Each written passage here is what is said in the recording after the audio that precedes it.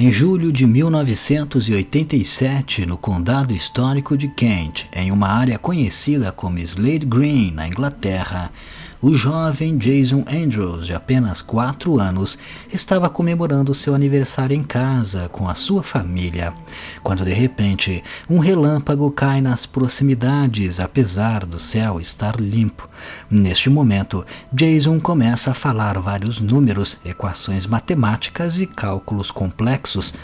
Alguns segundos depois, as portas e janelas da casa começam a tremer violentamente e Jason então se volta para seus pais e irmão e diz que eles estão lhe esperando e que ele precisa ir, sem especificar quem seriam eles.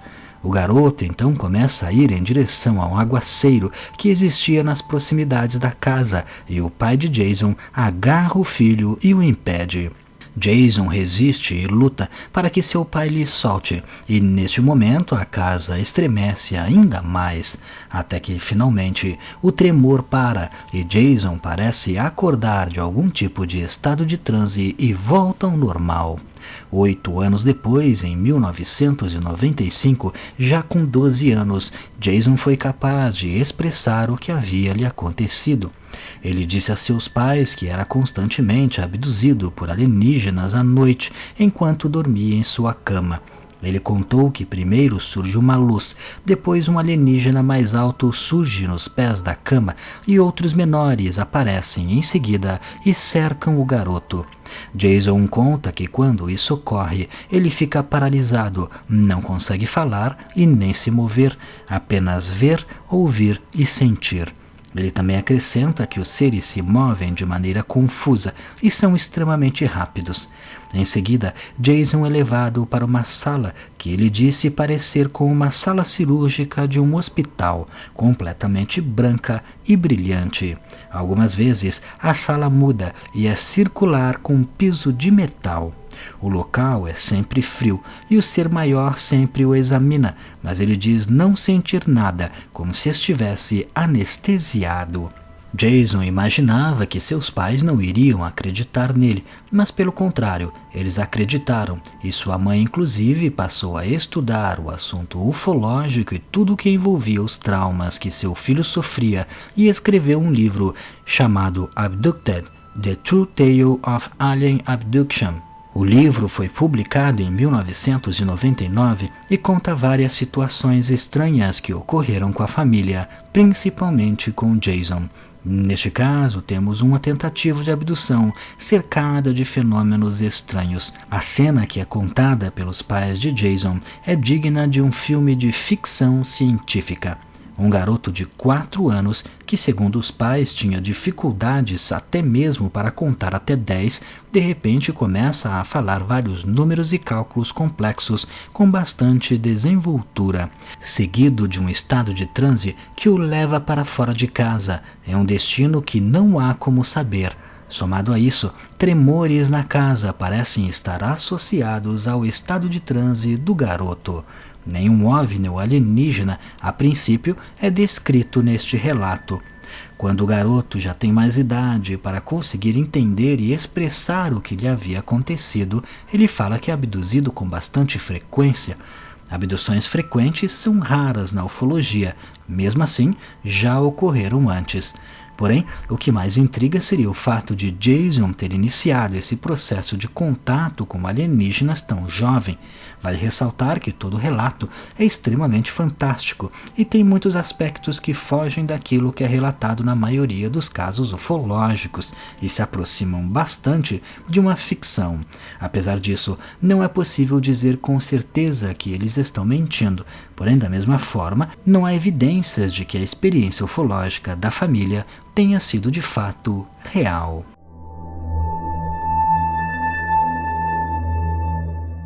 Em 1988, na região da costa do Golfo do México, nos Estados Unidos, Ralph Fuller, que estava acostumado a ficar horas observando a paisagem, avistou algo diferente naquele dia.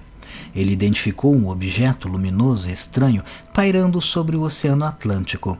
Ralph então resolveu pegar sua câmera para filmar e de repente mais luzes começaram a surgir uma a uma, totalizando 10 luzes voando em conjunto.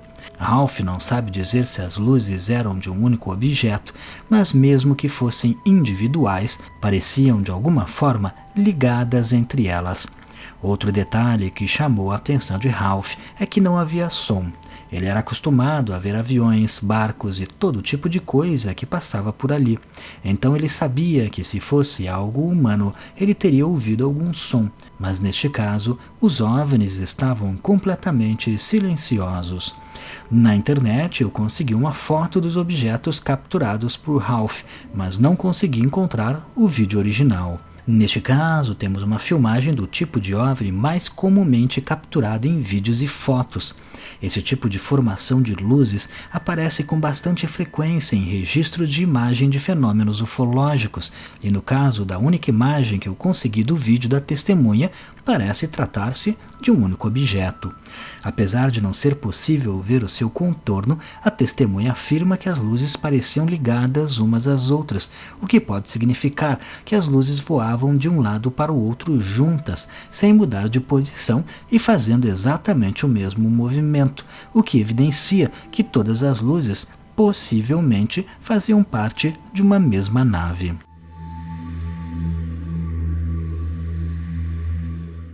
Em 1988, na cidade de Salem, estado do Oregon, Estados Unidos, um homem que não quis se identificar estava com sua esposa voltando do supermercado.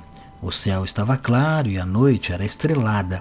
Enquanto o casal percorria de carro a estrada Fisher Road, que é uma via paralela à Interestadual 5, a testemunha viu um objeto pairando sobre a rodovia. Em um primeiro momento, o casal pensou se tratar de um helicóptero, mas ao chegar mais perto e olhar com mais atenção, eles notaram que não havia nenhum som. Então, a testemunha parou o carro e o casal desceu para observar o fenômeno.